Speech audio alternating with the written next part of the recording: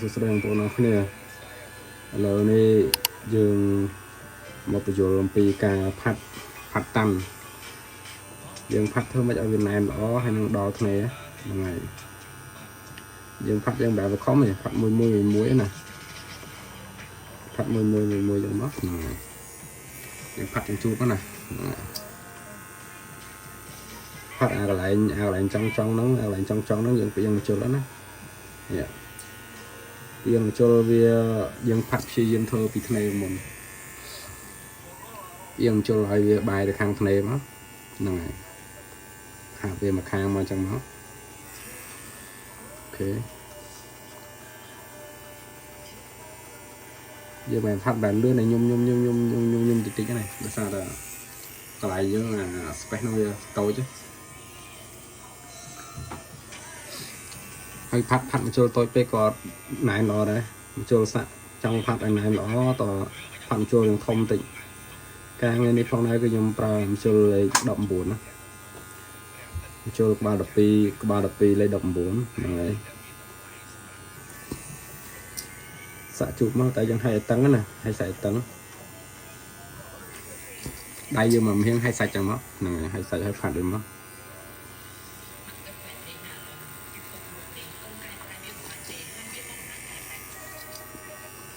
ហើយខ្សែតង់ឲ្យផាត់ឲ្យមកលុញវាយឺតណាអូខេចាំវាខ្មៅណែនស្មើនេះចាំយើងបន្តទៅមុខទៀតហ្នឹងហើយអូខេអត់លុយចឹងណាយើងមុនផាត់យើងត្រូវដាក់វ៉ាសេលីនលាបវ៉ាសេលីនថាតិចមកពេលយើងផាត់យើងត្រូវចាប់ផ្ដើមពីធ្នេទៅមុនការងារផាត់យើងត្រូវចាប់ផ្ដើមពីធ្នេទៅមុនយើងផាត់យើងមកជុលប្រហែលជា60ដឺក្រេ70ដឺក្រេមកហ្នឹងហើយយើងផាត់រុញមុខទៅក្រោយកុំផាត់ជារង្វង់ផាត់ងាយណែនល្អទេជាងមកជុលដាក់ប្រឆិតមកជុលហើយយើងរុញទៅមុខក្រោយយឺត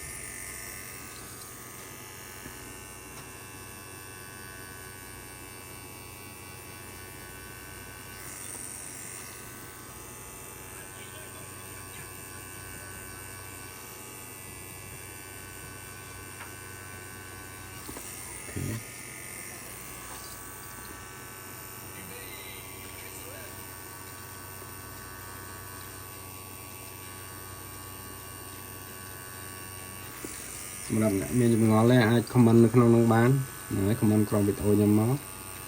ចាំខ្ញុំបញ្យល់ឬក៏ខ្ញុំប្រាប់តាមនោះទៀតហ្នឹងហើយពីច្រើនខ្ញុំធ្វើក្បាយប៉ុណ្ណេះខ្ញុំធ្វើក្បាយប៉ុណ្ណេះហើយយល់អញ្ចឹងណាអត់ពិបាកទេហ្នឹងហើយក្នុងការចាប់មិនពិបាកទេយើងមើលហើយយើងស្វែងយល់តាមហ្នឹងណា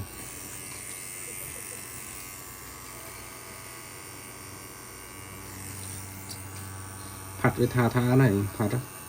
កុំយកមកជុលដាក់ជ្រៅពេកផាត់មកថាមកកុំឲ្យចេញឈាមផាត់ចូលខ្ញុំដាក់តែ1ហ៊ុន2ហ៊ុនមកនេះ2ហ៊ុនបានផាត់ថាចឹង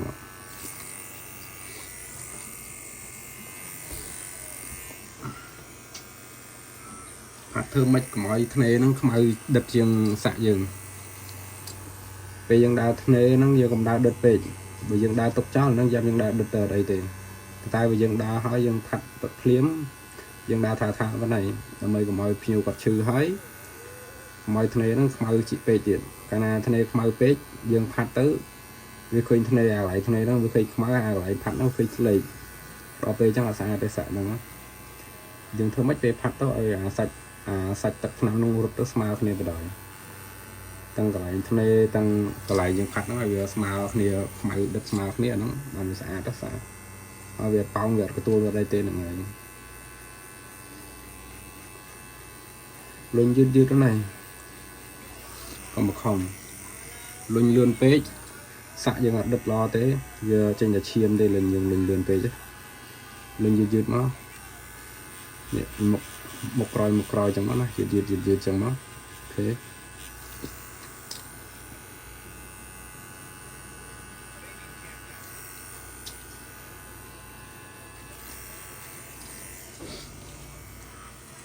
ចាំវាដិតហើយចាំយើងទៅមុខចាំវាដិតហើយចាំយើងទៅមុខទៀតហ្នឹងហើយខំខំសាក់ធ្វើមួយអូខេផាត់តាន់អ្នកខ្លះគាត់គិតថាផាត់តាន់ស្រួលការងារស្រួលតែអ្នកផាត់តាន់វិញបើយើងអត់សូវចេះតិចនិចទេគឺយើងផាត់អត់បានតាន់ល្អទេផាត់ទៅជាយ៉ាងស្មើសាច់តាន់នៅស្មើគ្នាមិនស្អាតបើថាខ្មៅចំខ្មៅបើថាផេះចំផេះនោះមិនស្អាតទេ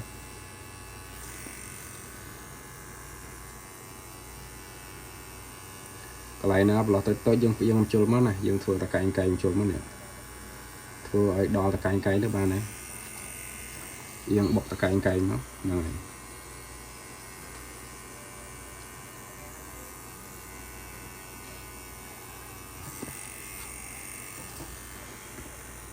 ហ្នឹងហើយសម្រាប់អ្នកមើលវីដេអូនេះជួយ Subscribe និងដាក់កណ្ដឹងអ្នកមួយមកហ្នឹងហើយស្នុកខ្ញុំធ្វើវីដេអូសាក់ព្រៀនបន្ថែមទៀតស្នុកតាមដានវីដេអូខ្ញុំហ្នឹងហើយជួយគ្រប់គ្រងអ្នកមួយបងហ្នឹងហើយ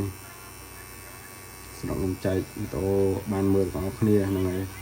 ទុកជាចំណេះដឹងដើម្បីអ្នករៀនសាក់ឬក៏មិនរៀនសាក់ក៏ឲ្យហ្នឹងហើយ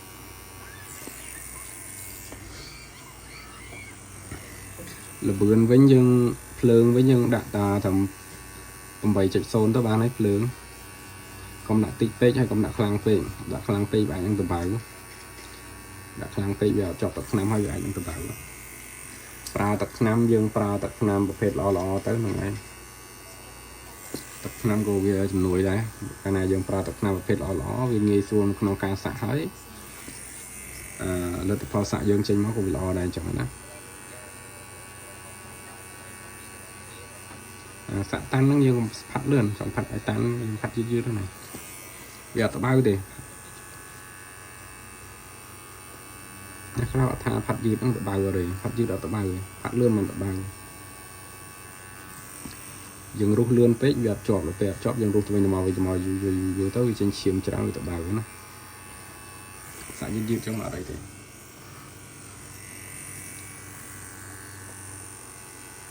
ជាម្ដងទៀតសំខាន់ហើយសាច់ឲ្យតឹងកាលណាសាច់អត់តឹងគឺផាត់ទៅគឺអត់ជាប់ទេបងប្អូនហ្នឹងហើយសាច់តឹងមក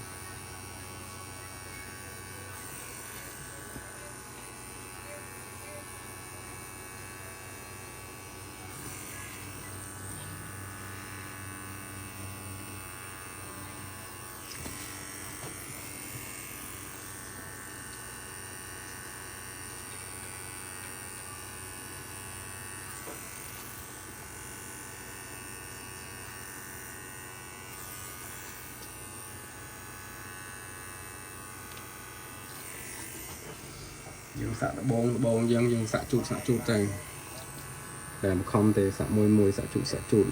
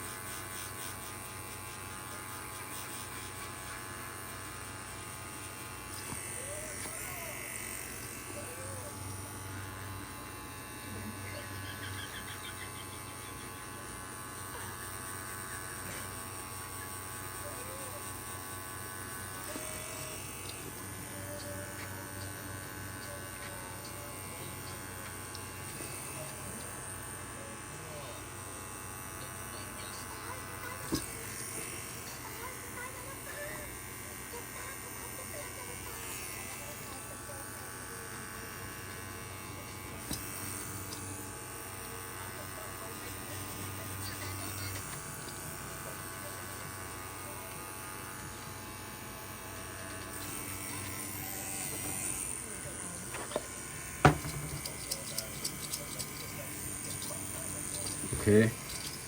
តាមល្អបងប្អូនហ្នឹងហើយ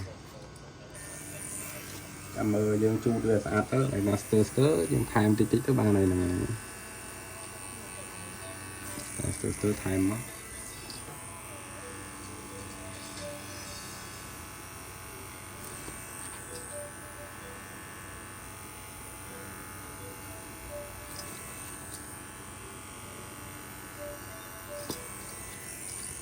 ហើ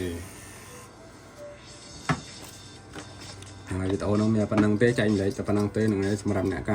កចូលចិត្តកុំភ្លេចចុចតាមដានអ្នកមួយបងប្អូនហ្នឹងហើយចាំវីដេអូក្រោយចាំខ្ញុំបរៀនពីរបៀបផាត់សម្អាតបងប្អូនហ្នឹងហើយអូខេបាយបងប្អូនអរគ្នា